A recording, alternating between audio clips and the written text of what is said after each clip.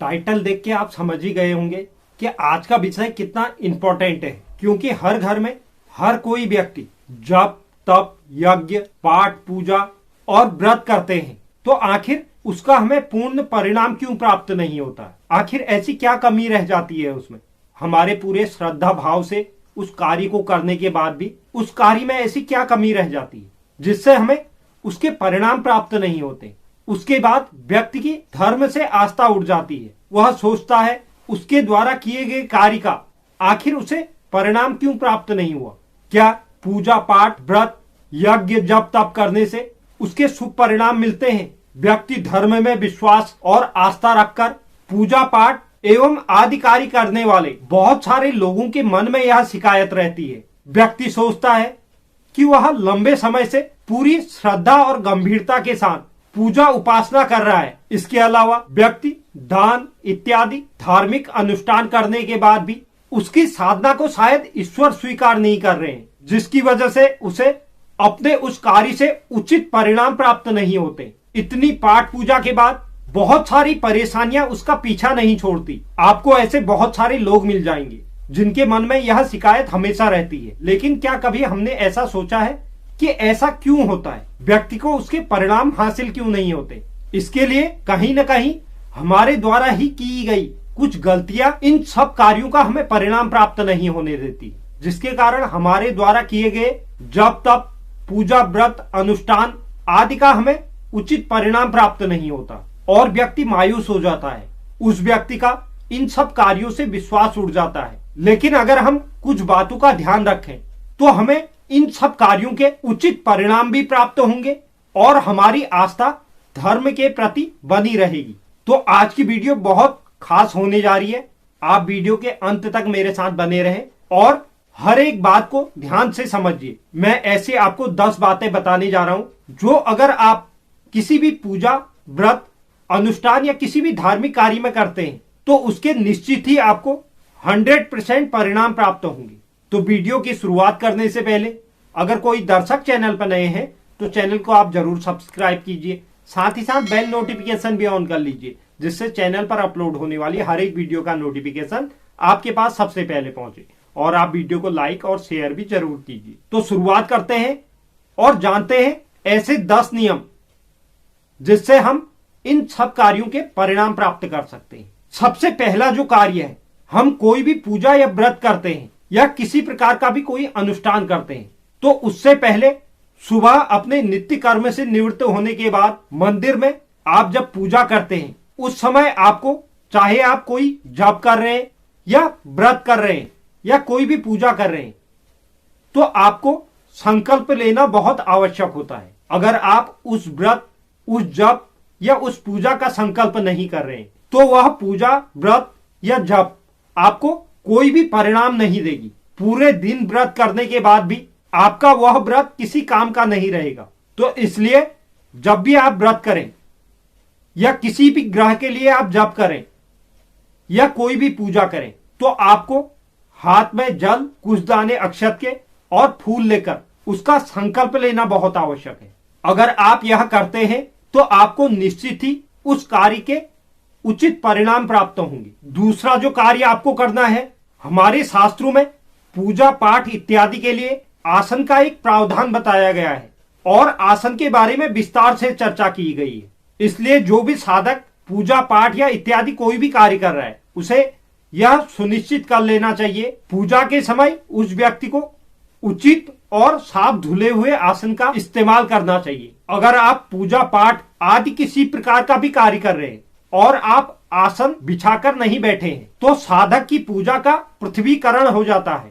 पूजा के फलस्वरूप पैदा हुई ऊर्जा आसन के अभाव में पृथ्वी में समा जाती है। इसकी वजह से साधक को उसकी साधना के फल से वंचित रहना पड़ता है।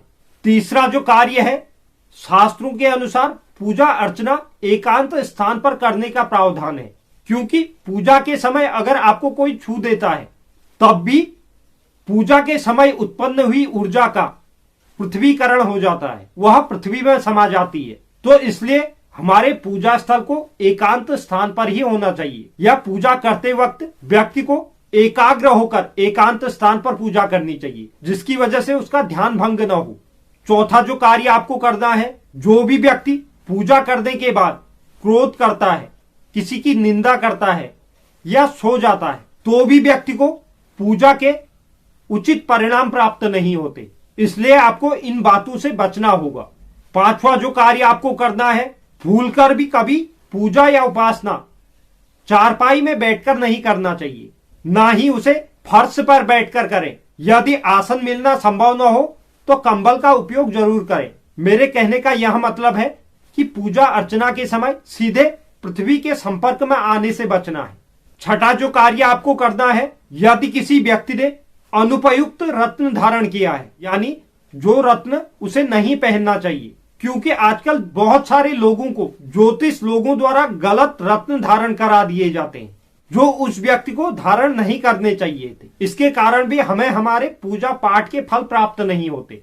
यह रत्न धारण करने के बाद आप अगर पूजा पाठ करते हैं तो यह इस प्रकार होता है जैसे छिद्र युक्त घड़े में पानी डाला जाए, तो इस प्रकार के परिणाम प्राप्त होते हैं। इसका मतलब उस व्यक्ति को उस पूजा पाठ जब तब का परिणाम प्राप्त नहीं होता। सातवां जो कार्य आपको करना है, यदि किसी भी परिवार में किसी भी अविवाहित सदस्य की अकाल मृत्यु हो जाती है तो उसे अतृप्त आत्मा माना जाता है, और अतृप्त आत्मा अपनी मुक्ति के लिए बाधाएं पैदा करती है। पूजा पाठ करने के बाद उसका लाभ प्राप्त न होने पर व्यक्ति को इन बिंदुओं पर जरूर ध्यान देना चाहिए कि आपके परिवार में इस प्रकार की कोई घटना तो घटित नहीं हुई है। अगर ऐसी घटना घटित है तो व्यक्ति को उस अतृप्त आत्मा की मुक्ति के लिए शास्त्रों में बताए गए नियमों में निहित विधियों का पालन करना चाहिए। उसी के बाद आपको अपने द्वारा किए गए कार्यों का परिणाम हासिल होगा। आठवां जो कार्य है, अगर आपका पूजा स्थल सीढ़ियों के नीचे बना है या आपका पूजा स्थल किसी ऐसे स्थान पर है जिसमें बाहर से आने वाले व्यक्ति की सीधी नजर पड़ती है, तो भी ऐसे स्थानों पर किया गया पूजा कार्य व्यक्ति को उचित परिणाम प्राप्त नहीं करने देता है। घर के पूजा स्थल को बाहर से आने वाले व्यक्तियों के नजरों से बचाकर रखना चाहिए, यानी कि आप अपना पूजा स्थल ऐसी जगह पर बनाएं जहां बाहर से आने वाले व्यक्तियों की सीधी नजर ना पड़े। नवा जो नियम है, जिन मंत्रों का हम जाप करते हैं वह मंत्र हमारे ऋषि मुनियों द्वारा आविष्कृत बहुत ही वैज्ञानिक ध्वनियां हैं। मंत्र जप से हम कुछ भी प्राप्त कर सकते हैं। यदि आप नियमित पूजा में मंत्र का जप करते हैं तो आपको यह ध्यान रखना है जिस मंत्र का आप जाप कर रहे हैं उस मंत्र का उच्चारण शुद्ध हो, अन्यथा आपकी पूजा निरर्थक रहेगी। एक भी अक्षर की गलती आपको मंत्र से होने वाले लाभ से वंचित रख सकती है। मंत्र का गलत उच्चारण करने से लाभ की बजाय नुकसान हो सकता है।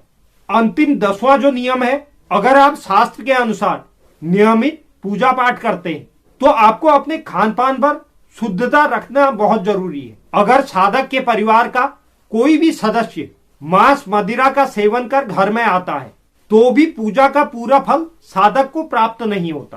तो अगर आपको अपने घर में किए गए पूजा व्रत या किसी भी धार्मिक अनुष्ठान का कोई भी परिणाम प्राप्त नहीं हो रहा है या अल्प मात्रा में ही परिणाम प्राप्त हो रहा है, तो आपको इन 10 बिंदुओं पर जरूर ध्यान देना चाहिए कि आपके घर में इस प्रकार की स्थितियां तो नहीं है जिसके कारण आपको अपने द्वारा किए गए धार्मिक अनुष्ठान का शुभ परिणाम प्राप्त नहीं हो रहा है। तो यह बहुत महत्वपूर्ण जानकारी थी, क्योंकि इस जानकारी के अभाव में व्यक्ति का विश्वास धार्मिक कार्यों से उड़ जाता है। तो इसलिए आप तक यह बात पहुंचानी बहुत जरूरी थी। उम्मीद करता हूं आपको यह पसंद आया होगा।